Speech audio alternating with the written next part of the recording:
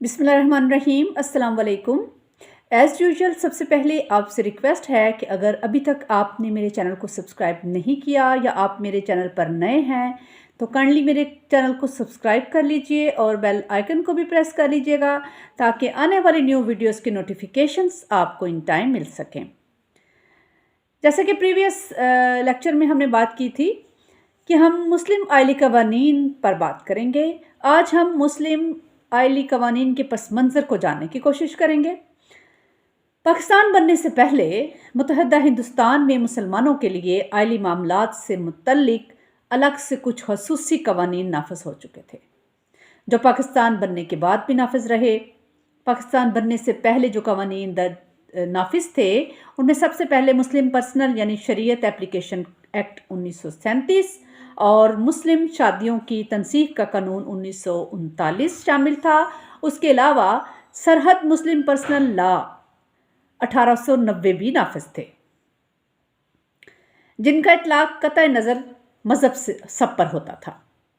बहुत से आइली मामलात से मुतल्लिक मुसलमानों के लिए अलग कवानीन होने के बावजूद बहुत से मामलात मसलन विरासत और जानशीनी के बारे रवाजी कवानीन भी साथ साथ चल रहे थे।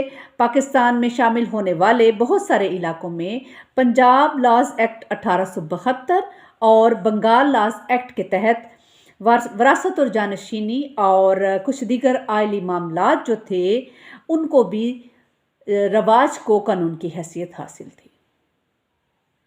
लेकिन शादी या निकाह और उसके अंदराज, तलाक और उसके अंदराज या रिकॉर्ड और इसी तरह दीगर मुंसलिक मामलात पर कोई कानून नहीं था, जिससे बहुत शदीद तरीन मुश्किलात का सामना करना पड़ता था। अमूमी मसला ये था कि तलाक का रिकॉर्ड ना होने की वजह से बहुत सी औरतों को हावंद के विरासत के हक से महरूम कर दिया जाता था।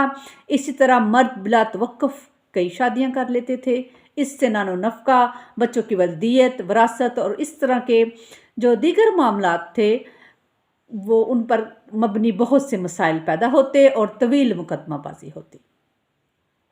1954 में मुल्क के वज़ीर आज़म ने जब दूसरी शादी कर ली, जिस पर मुल्क भर खसूसन औरतों की तरफ से शदीद रद्द-ए-अमल हुआ, हुकूमत ने 1954 में शादी और दीगर आइली कवानीन के लिए एक 7 रुकनी कमीशन कायम किया। डॉक्टर खलीफा शुजाउद्दीन इस कमीशन के सदर थे, लेकिन वो कमीशन की एक ही मीटिंग में शामिल हो सके और उसके बाद उनका इंतकाल हो गया। उनके बाद chief justice retired Abdul Rashid को सरबराही सौंपी गई।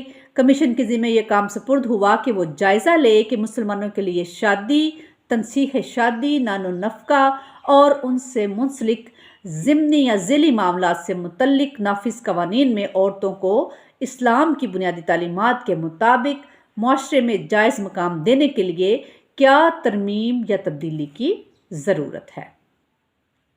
कमीशन ने आइली मामलात पर एक सवालनामा तरतीब दिया, जिसकी जो थी बहुत से उर्दू, अंग्रेज़ी, बंगाली अखबारात और दीगर ज़राए से तशहीर की गई। कमीशन की रिपोर्ट 20 जून 1956 को सरकारी गज़ट में शाया हुई, लेकिन उसकी सिफारिशात पर फिलफौर कानून साजी नहीं हुई। 1961 में सदर ने कमीशन की रिपोर्ट को अमली शक्ल देते हुए मुस्लिम आइली कवानीन आर्डिनेंस जारी किया।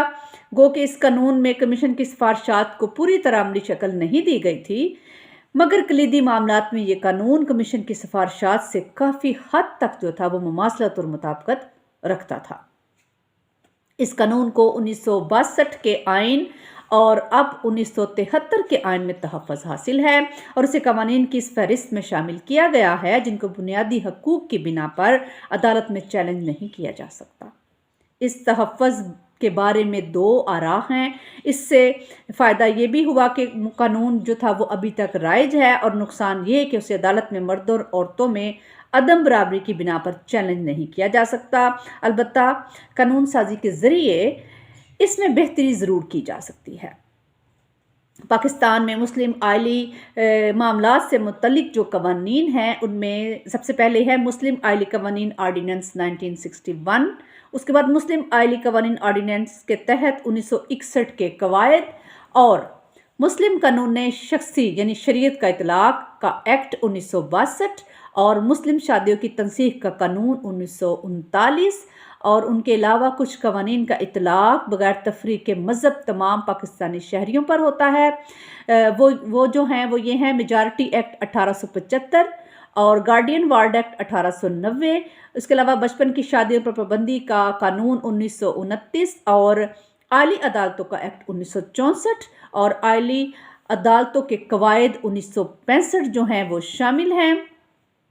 نیکسٹ انشاءاللہ ہم اپنی آنے والی ویڈیو میں ان پر تفصیل سے بات کریں گے۔